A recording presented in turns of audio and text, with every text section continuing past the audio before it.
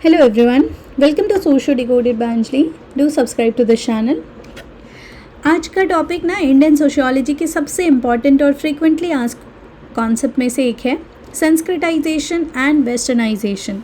Exam में भी बहुत इम्पॉर्टेंट है और इंडियन सोसाइटी को समझने के लिए भी. मैं आपसे एक क्वेश्चन पूछना चाहती हूँ कि अगर किसी विलेज में एक लोअर कास्ट फैमिली वेजिटेरियन बन जाए, ब्राह्मणिकल रिचुअल्स फॉलो करने लगे और सेक्रेड थ्रेड पहनने शुरू कर दें, तो क्या हो रहा है वो, है ना. अगर वही फैमिली अपने बच्चों को इंग्लिश मीडियम स्कूल भेजना शुरू करे, जीन्स पहनाने लगे, लैपटॉप यूज़ करने दें, करियर ओरिएंटेड लाइफस्टाइल अडॉप्ट करे, तो क्या हो रहा है. इंटरेस्टिंग बात ये है कि पहले एग्जाम्पल में संस्कृताइजेशन हो रहा है और दूसरे एग्जाम्पल में वेस्टर्नाइजेशन. दोनों ना सोशल चेंज के प्रोसेस हैं, लेकिन दोनों का जो डायरेक्शन और नेचर है ना अलग है. आज हम इन दोनों कॉन्सेप्ट को डिटेल में समझेंगे, है ना. सो एक मिनट के लिए ना अपनी लाइफ के बारे में सोचिए. क्या आप इंग्लिश वर्ड यूज़ करते हैं डेली कॉन्वर्सेशन में? क्या आप ऑनलाइन शॉपिंग करते हैं? क्या आप बर्थडे केक कट करते हैं? क्या आप दिवाली पर ट्रेडिशनल रिचुअल भी फॉलो करते हैं? अगर आंसर हाँ है तो आपकी लाइफ में ना संस्कृताइजेशन और वेस्टर्नाइजेशन दोनों के एलिमेंट मिल सकते हैं. अब हम संस्कृताइजेशन का मतलब समझते हैं सबसे पहला, ठीक है.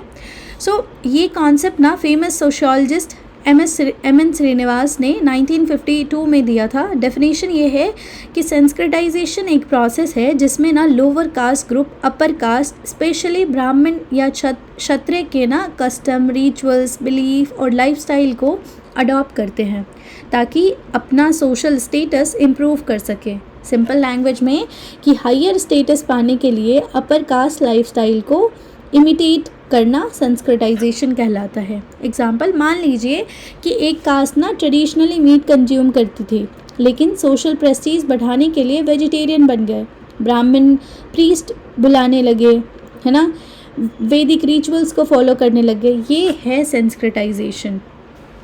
सवाल आता है कि क्या संस्कृताइजेशन कास्ट सिस्टम को डिस्ट्रॉय करती है? बिल्कुल नहीं. ये ना कास्ट हायरार्की के अंदर ही अपवर्ड मोबिलिटी का अटेम्प्ट है. सिस्टम के अगेंस्ट नहीं जाती, सिस्टम के अंदर ही ना स्टेटस इम्प्रूव करने की कोशिश करती है.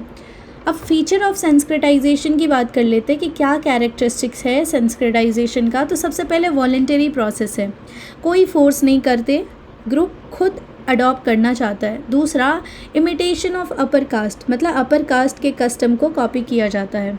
तीसरा, फोकस करते रिचुअल्स पे.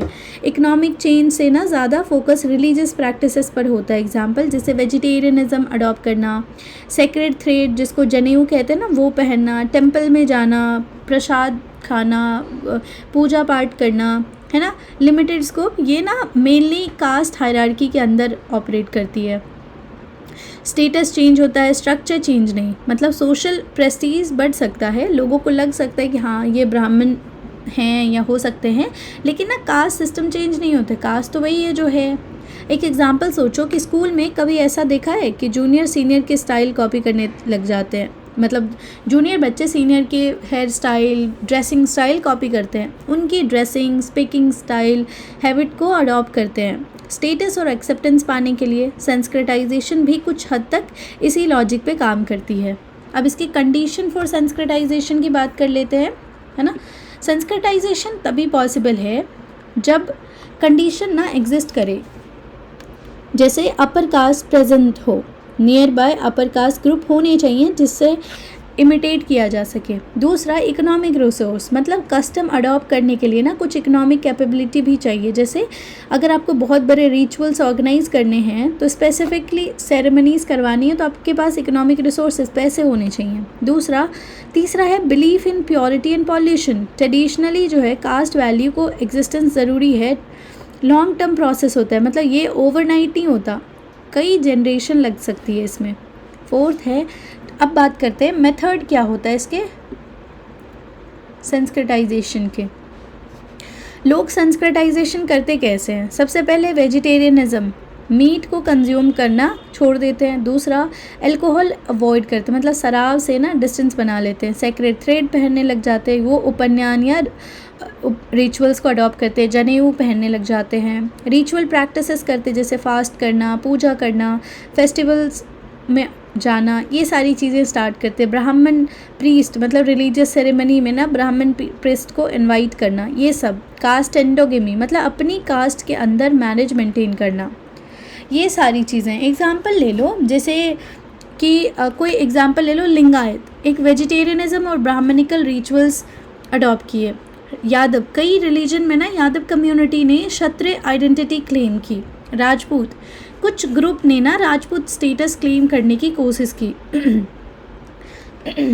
SC/ST की बात कर ले तो कई जगहों पे ना अपर कास्ट कस्टम अडॉप्ट करने की, सोशल मोबिलिटी अचीव करने की अटेम्प्ट की है SC/ST में, ठीक है। अब एक सवाल आता है कि अगर कोई कम्युनिटी वेजिटेरियन बन जाए तो क्या उसका इनकम ऑटोमेटिकली बढ़ जाएगा? नहीं बढ़ेगा, है ना।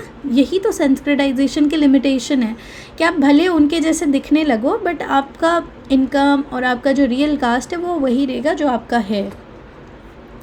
इसकी जो है ये एग्जाम्पल हमने देख लिया है ना, लिंगायत, यादव, राजपूत। इनके ना लिमिटेशन की बात कर लेते हैं। ओके, सबसे पहले है कि इकोनॉमिक इम्प्रूवमेंट नहीं होता, मतलब स्टेटस चेंज हो सकता है लेकिन इनकम नहीं चेंज होगा। दूसरा, स्लो प्रोसेस होता है, जनरेशन लग सकती है। तीसरा है कि नॉन एक्सेसिबल टू ऑल, हर ग्रुप के पास ना रिसोर्सेज नहीं होता। फोर्थ है कि कास्ट इनइक्वालिटी रिमेन्स, मतलब सिस्टम को चैलेंज नहीं कर सकते, मतलब कास्ट इनइक्वालिटी तो तब भी है, भले आप उससे निकल जाओ, आप सेंस्क्रिटाइजेशन प्रोसेस फॉलो कर लो, लेकिन इनइक्वालिटी तो अब भी है। फिफ्थ है more common in rural areas, urban में तो इम्पैक्ट कम है क्योंकि अर्बन में लोगों को ज़्यादा फ़र्क नहीं पड़ता कौन कौन से कास्ट है, पता भी नहीं होता, है ना। रूरल एरियाज़ में इसके इम्पैक्ट ज़्यादा होते हैं। सो अगर हम बात करें कि ट्रांजिशन के बारे में, वेस्टर्नाइजेशन का ट्रांजिशन कैसे हुआ, अब दूसरे कॉन्सेप्ट को समझते हैं, वेस्टर्नाइजेशन को समझते हैं। मान लीजिए, इमेजिन कीजिए एक स्टूडेंट ना कोडिंग सीख रहा है, ठीक है, इंग्लिश मीडियम स्कूल में पढ़ता है, डेमोक्रेसी, इक्वालिटी और ह्यूमन राइट में बिलीव करता है। ये सेंस्क्रिटाइजेशन नहीं है, ये वेस्टर्नाइजेशन है। वेस्टर्नाइजेशन की मीनिंग की बात करें तो वेस्टर्नाइजेशन का कॉन्सेप्ट ने भी जो है M.N. श्रीनिवास ने एक्सटेंसिवली डिस्कस किया है। इसके अकॉर्डिंग ना westernization refers to the adoption of western values, institution, technology, education, lifestyle and cultural pattern, मतलब कि वेस्ट के इन्फ्लुएंस से इंडियन सोसाइटी में होने वाले चेंजेस को वेस्टर्नाइजेशन कहते हैं। जैसे एग्जाम्पल लो, English education, modern science, railways, internet, democratic institutions, ये सब वेस्टर्नाइजेशन के एग्जाम्पल्स हैं। ओके, अब आता है इसके इम्पॉर्टेंट क्लैरिफिकेशन की बात कर लेते हैं कुछ, कि वेस्टर्नाइजेशन का मतलब ना सिर्फ वेस्टर्न क्लोथ्स पहनना नहीं है, ये आइडिया और इंस्टीट्यूशन का भी अडॉप्शन है। जैसे example democracy, human right, scientific thinking, rule of law, ये सब अडॉप्ट करना इज़ वेस्टर्नाइजेशन। इसके कुछ फीचर्स की बात कर लें तो हिस्टोरिकल कॉन्टेक्स्ट मतलब ब्रिटिश रूल के थ्रू ना इंडिया में आई है। अडॉप्शन ऑफ वेस्टर्न वैल्यूज़, जैसे कि क्या कहते हैं, फ्रीडम हो गया और इक्वालिटी हो गई, रैशनैलिटी हो गई, ये सब है ना। वाइडर स्कोप है, मतलब सिर्फ कास्ट नहीं, पुअर सोसाइटी को अफेक्ट करती है ये, मतलब हर किसी को अफेक्ट करती है। रैशनल थिंकिंग मतलब साइंटिफिक आउटलुक डेवलप करता है वेस्टर्नाइजेशन, ठीक है। ये ना मॉडर्नाइजेशन से लिंक्ड होता है। वेस्टर्नाइजेशन जो है मॉडर्नाइजेशन को एक्सेलरेट करती है। अब जैसे एग्जांपल लो कि आज आप गूगल यूज़ करते हो, ठीक है, नेटफ्लिक्स देखते हो, ऑनलाइन क्लासेस अटेंड करते हो, ये वेस्टर्नाइजेशन के प्रैक्टिकल इम्पैक्ट हैं, ठीक है। Westernization basically ideology, thought process, living standard, education, everything change होना इज़ वेस्टर्नाइजेशन। ना सिर्फ जो है कपड़े और स्टाइल से नहीं, बाकी सारी चीज़ें भी। अब एजेंट ऑफ वेस्टर्नाइजेशन की बात कर लेते हैं कि कौन थे, ये प्रोसेस कैसे स्प्रेड हुआ, कौन थे जिन्होंने ये किया और क्या प्रोसेस था। सबसे पहले तो ब्रिटिश कॉलोनियल रूल की वजह से आया, सबसे इम्पॉर्टेंट एजेंट। दूसरा मॉडर्न एजुकेशन की वजह से, स्कूल, कॉलेज, यूनिवर्सिटी की वजह से। तीसरा है कि क्रिश्चियन मिशनरीज जब इंडिया में आए थे, उन्होंने जो education, health care institution develop किया, उनसे भी आया। प्रिंट मीडिया जैसे बुक, न्यूज़पेपर, जर्नल्स, ये सब के थ्रू भी आया।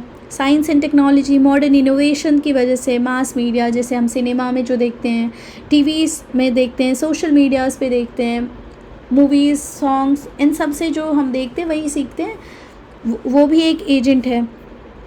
ट्रैवल एंड कम्युनिकेशन, जब हम बाहर देश में घूमने जाते हैं या कहीं और ट्रैवल करते हैं, वहाँ से देख के सीखते हैं, है ना। इंटरैक्टिव क्वेश्चन हम ये करते हैं कि मानो कि आपको क्या लगता है कि आज के टाइम में वेस्टर्नाइजेशन का सबसे पावरफुल एजेंट क्या है? ऑब्वियसली सोशल मीडिया, है ना। इम्पैक्ट की बात करते हैं कि वेस्टर्नाइजेशन का क्या इम्पैक्ट है। तो सबसे पहले हम बात करेंगे पॉजिटिव इम्पैक्ट का। तो पहला है कि मॉडर्न एजुकेशन, नॉलेज और लिटरेसी इंक्रीज़ हुई वेस्टर्नाइजेशन से। दूसरा कि साइंस एंड टेक्नोलॉजी, मतलब मेडिकल और टेक्नोलॉजिकल प्रोग्रेस हुआ। थर्ड है डेमोक्रेटिक वैल्यू इंक्रीज़ हुआ, मतलब इक्वालिटी और सिटीजन्स कंसेप्ट ना स्ट्रेंथन हुए। फोर्थ है इंडिविजुअल राइट, मतलब फ्रीडम और लीगल राइट एक्सपैंड हुए। नेशनलिज्म एंड सोशल रिफॉर्म की बात करें तो सोशल रिफॉर्म मूवमेंट को स्ट्रेंथन मिला, जैसे sati abolition, widow remarriage reform, women's education, ये सारे। नेगेटिव इम्पैक्ट की बात करें तो इसके कुछ नेगेटिव इम्पैक्ट भी हैं, जैसे कि कल्चरल एलियनेशन, मतलब अपनी जो ट्रेडिशनल वैल्यू थी ना वो धीरे धीरे कमज़ोर होती गई। ठीक है। उसके बाद ब्लाइंड इमिटेशन, हर वेस्टर्न प्रैक्टिसेस को ना लोग आंख बंद करके फॉलो करने लग गए, ये भी एक प्रॉब्लम है। कंज्यूमरिज्म, मतलब मटेरियलिज्म इंक्रीज़ होती रही। जॉइंट फैमिली ब्रेक डाउन हुआ, क्योंकि हमारा ट्रेडिशनल कल्चर तो ये कहता है जॉइंट फैमिली, पर वेस्टर्नाइजेशन की वजह से अब हम न्यूक्लियर फैमिली को ज़्यादा प्रेफर करने लगे। कल्चरल डोमिनियंस, लोकल ट्रेडिशंस पर ना प्रेशर आ गया। हम जो पुरानी चीज़ें फॉलो करते थे अब वो लोग नहीं करते हैं फॉलो, है ना। एग्जाम्पल जैसे फास्ट फूड का कल्चर आ गया, ट्रेडिशनल फूड हैबिट्स जो थी हमारी वो ग्रेजुअली डिक्लाइन हो गई। अब हम ना इसके डिफरेंसेस को भी देखते हैं कि संस्कृताइजेशन वर्सेस वेस्टर्नाइजेशन को समझते हैं। ठीक है। सो संस्कृताइजेशन की बात करें तो संस्कृताइजेशन जो है ये बोलता है अपर कास्ट को इमिटेट करना, रिचुअल बेस्ड होता है, with in the caste system होता है, लिमिटेड स्कोप होता है और ट्रेडिशनल ओरिएंटेशन होता है।